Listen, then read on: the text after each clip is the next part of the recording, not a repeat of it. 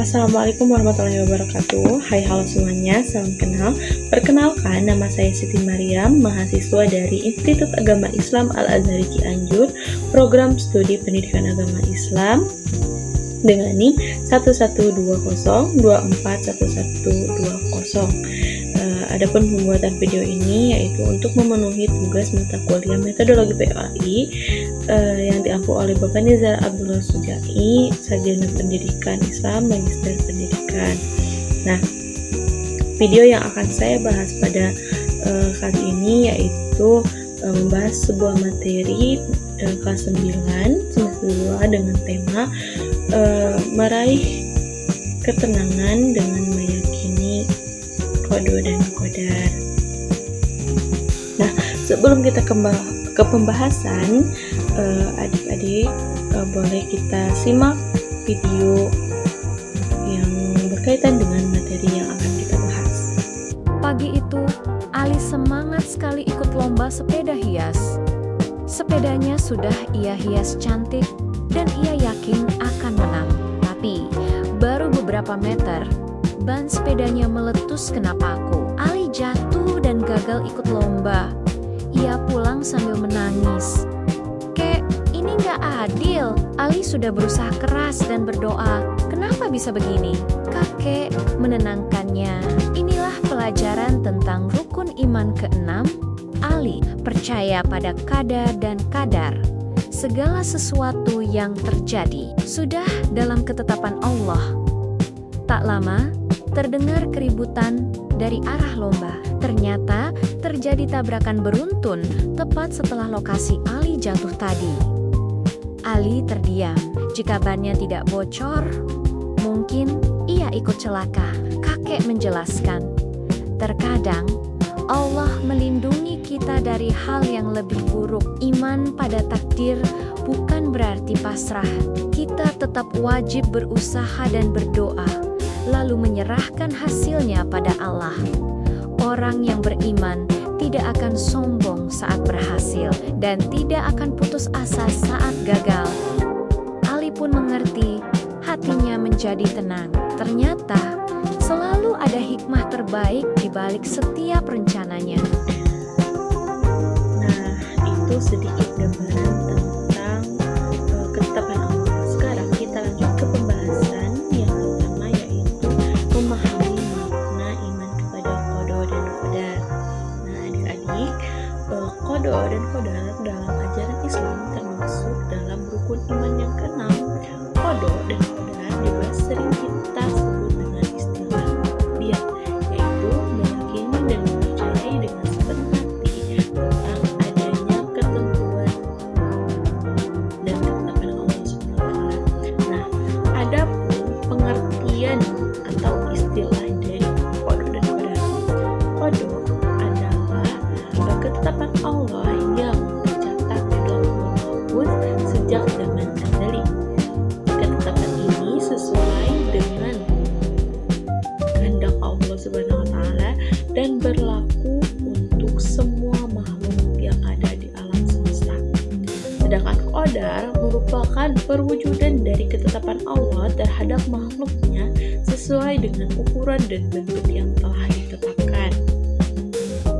Nah, adapun iman kepada qada dan qadar terdapat dalam surat Al-Furqan ayat 2 sebagaimana dalam firman-Nya, A'udzubillahi minasyaitonir rajim. Bismillahirrahmanirrahim. Allazi lahu mulkus samawati wal ardi wa lam yattakhiz waladan wa lam yakul lahu syarikun fil mulki wa khalaqa kulla syai'in wa qaddarahu taqdira. Artinya, yaitu zat yang miliknya lah kerajaan langit dan dia tidak mempunyai anak dan tidak ada satu sekutu pun dalam kekuasaannya. Dia telah menciptakan segala sesuatu lalu menetapkan ukuran-ukurannya dengan tepat. Nah, selanjutnya hubungan antara ikhtiar, doa, dan tawakal. Keimanan yang benar terhadap terhadap qada dan qadar tidak mengajarkan manusia untuk pasrah tanpa arah atau fatalisme, melainkan mengintegrasikan ketiga aspek penting, yaitu ikhtiar kita. Nah, ikhtiar manusia berusaha sekuat tenaga secara lahiriah menggunakan potensi yang diberikan Allah untuk mencapai hasil terbaiknya. Kemudian doa, memohon bimbingan dan hasil terbaik kepada Allah sebagai pengakuan atas keterbatasannya manusia. Yang ketiga, tawakal, berserah diri sepenuhnya kepada keputusan Allah Subhanahu wa taala setelah melakukan ikhtiar dan doa secara maksimal disertai dengan lapang dada dan atas ketetapannya. Nah, kemudian pembagian takdir. Nah, dalam pembahasannya, takdir dikelompokkan menjadi dua jenis berdasarkan keterlibatan manusia.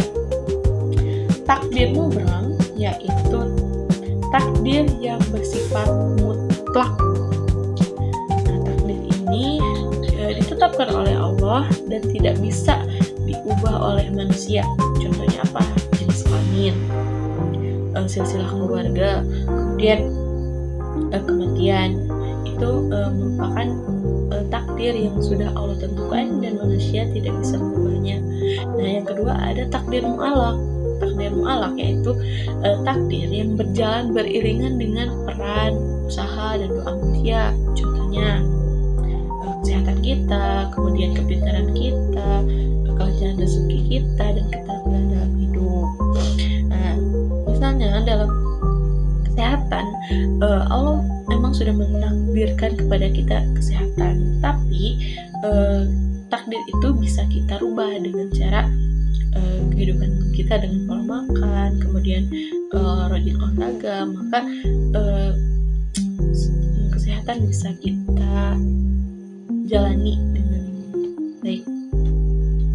Nah, yang terakhir ada hikmah meyakini qada dan qadar. Siswa atau anak-anak kelas 9 harus merefleksikan qada dan qadar dalam kehidupan sehari-hari. Apa saja hikmahnya? Yang pertama, menumbuhkan ketenangan jiwa. Dengan kita meyakini adanya takdir dan atau qada dan qadar, kita akan terhindar dari rasa cemas atau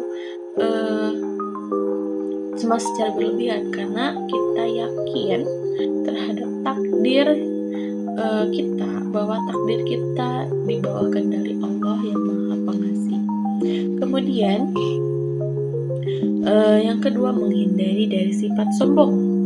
Ketika kita meraih kesuksesan, kita meraih keberhasilan, kita percaya bahwa takdir kita meraih keberhasilan itu ditentukan oleh Allah, bukan karena hasil kita sendiri, tapi kita diberi oleh Allah. Kemudian ada mencegah putus asa. Ketika menghadapi kegagalan atau musibah, kita mampu memahami dengan adanya takdir, segala sesuatu itu Allah tentukan dan Allah tidak akan memberatkan apa yang menjadi ujian kita. Kemudian memiliki etos yang tinggi, selalu bersemangat dan mengoptimalkan takdir mu'alaq dengan kerja keras dan dengan ketekunan. Nah, itu mungkin penjelasan dari saya, semoga bermanfaat bagi adik-adik kelas 9. Tentunya tetap semangat, tetap percaya dengan takdir, usahakan, yakin, usaha akan sampai. Assalamualaikum warahmatullahi wabarakatuh.